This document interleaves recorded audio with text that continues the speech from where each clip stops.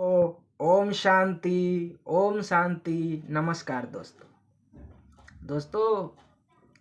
मैं जो वीडियो बनाता हूँ वो भगवत गीता से कुछ सार पढ़ता हूँ।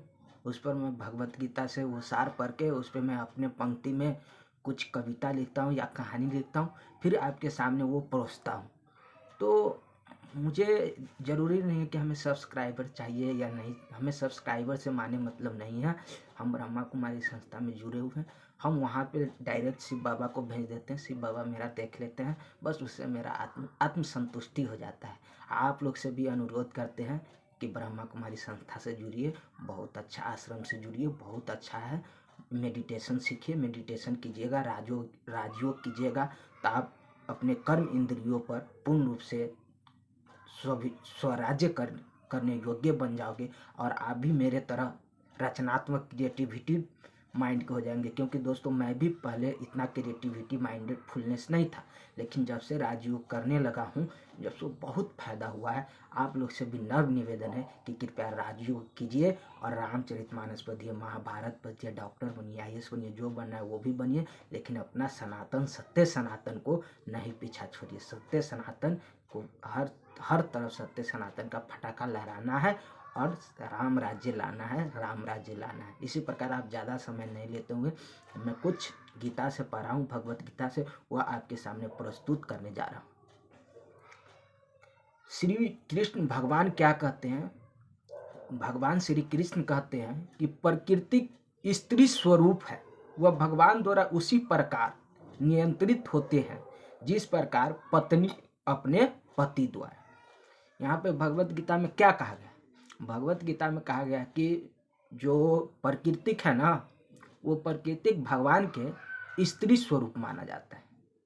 जैसे कोई आदमी शादी करता है, ब्याह करता है, तो उनका भी कोई युगल होता है, स्त्री होता है, उनको वो पत्नी बोलता है। तो परमात्मा का जो पत्नी, हमारे श्री कृष्ण कह रहे हैं, जो परमात्मा को जो पत्नी है वो प्राकृतिक है।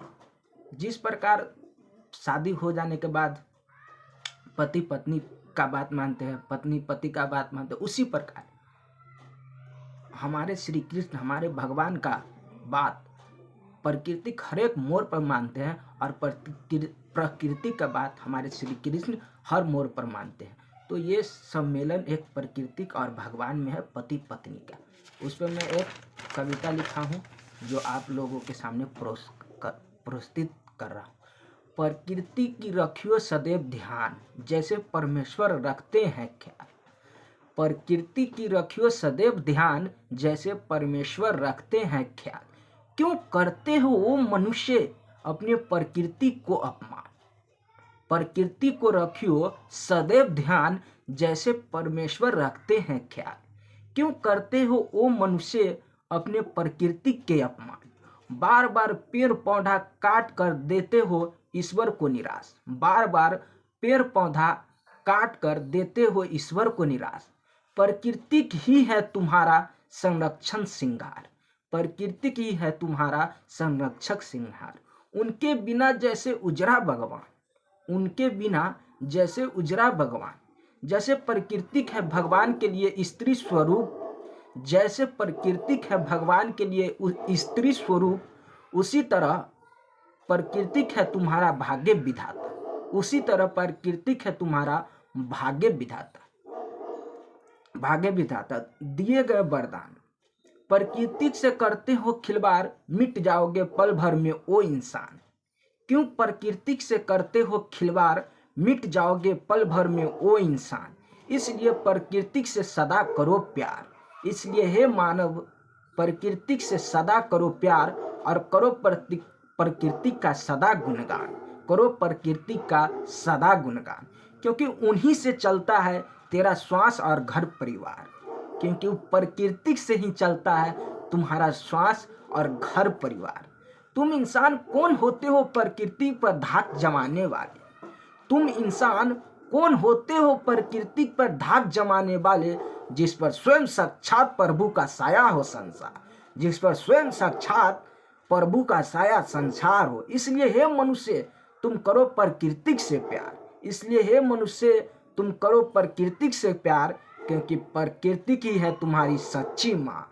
क्योंकि प्रकृति की है तुम्हारी सच्ची माँ, जो तुझे हर चीज देती है, खान पान से लेकर श्वास तक फ्री और पुष्ट प्रदान।